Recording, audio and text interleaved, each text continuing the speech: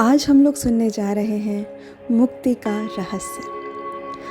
हम सबके अनुभव की बात है कि जब गाढ़ी नींद आती है तब कुछ भी याद नहीं रहता। रुपए, पदार्थ, कुटुंब, ज़मीन, मकान आदि कुछ भी याद नहीं रहता। ऐसी स्थिति में हमें कोई दुख होता है क्या? गाढ़ी निद्रा में किसी भी प्राणी, पदार्थ, संबंध न रहने पर भी हमें दुख नहीं होता बल्कि सुख ही होता है। इससे ये बिल्कुल सिद्ध हुआ कि संसार के संबंध से सुख तो नहीं है। आपको नहीं लगता? अभी आप सोचते हैं कि हमें धन मिल जाए, ऊंचा पद मिल जाए, मान बढ़ाई मिल जाए, भोग मिल जाए, आराम मिल जाए तो हम सुखी हो जाएंगे। विचार करें कि जब गाढ़ी नींद में ऐसी कुछ भी चीज़ नहीं रहती तो क्या हम दुखी हो जाते हैं? इन वस्तुओं की प्राप्ति से सुख मिल जाएगा क्या? बताइए। इस बात पर थोड़ा गहरा विचार करें। जागृत की वस्तु स्वप्न में और स्वप्न की वस्तु नींद में नहीं रहती। तात्पर्य यह है कि जागृत और स्वप्न की वस्तुओं के बिना भी हम रहते हैं। इससे यह सिद्ध हुआ कि वस्तुओं के बिना भी हम सुखपूर्वक रह सकते हैं, अर्थात हमारा रहना वस्तु, अवस्था आदि के आश्रित नहीं है।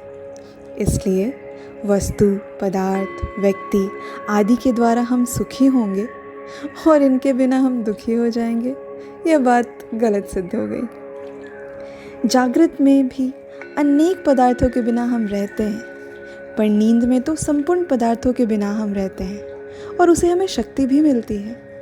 अच्छी गहरी नींद आने पर स्वास्थ्य अच्छा होता है और जगने पर व्यवहार अच्छा होता है।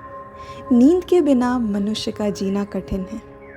नींद लिए बिना उसे चैन नहीं पड़ता। इससे यह सिद्ध हुआ कि संपूर्ण वस्तुओं के अभाव के बिना हम रह नहीं सकते। वस्तुओं का अभाव बहुत आवश्यक है। अतः अनुभव के आधार पर हमारी यह मान्यता गलत सिद्ध हो गई कि धन, संपत्ति, कुटुंब आदि के मिलने से ही हम सुखी होंगे और उनके बिना रह ही नहीं सकेंगे। निद्रा में वस्तु के बिना भी हम जीते हैं। जीते ही नहीं, सुखी भी होते हैं और शरीर, इंद्रियां, मन, बुद्धि सब में ताजगी भी आती है। जागृत में जब वस्तुओं से संबंध रहता है तब हमारी शक्ति क्षीण हो जाती है और नींद में वस्तुओं के संबंध न रहने से शक्ति संचित होती है।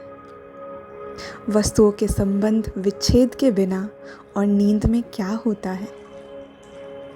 यदि जागृत अवस्था में ही हम वस्तुओं से अलग हो जाएं, उससे अपना संबंध ही ना माने, उनका आश्रय ना लें, तो जीवन मुक्त हो जाएगा। नींद में तो बेहोशी रहती है, इसलिए इससे जीवन मुक्ति नहीं होते। संपूर्ण वस्तुओं से संबंध विच्छेद होना ही तो मुक्ति है। मुक्ति में जो आनंद है वह बंधन में नहीं है। मुक्ति में आनंद होता है वस्तुओं से संबंध छूटने से। नींद में जब वस्तुओं को भूलने से ही भी सुख शांति मिलती है, तब जानकर उनका संबंध विच्छेद करने से कितनी सुख शांति मिलेगी। एक बार सोचो।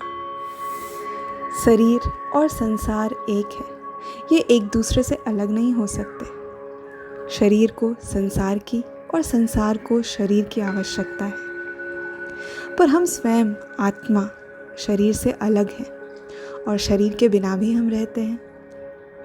शरीर उत्पन्न होने से पहले भी हम थे और शरीर नष्ट होने के बाद भी हम रहेंगे। इस बात का पता ना हो तो भी यह तो जानते ही हो कि गाढ़ी नींद में जब शरीर की याद तक नहीं रहती तब भी हम रहते हैं और सुखी रहते हैं।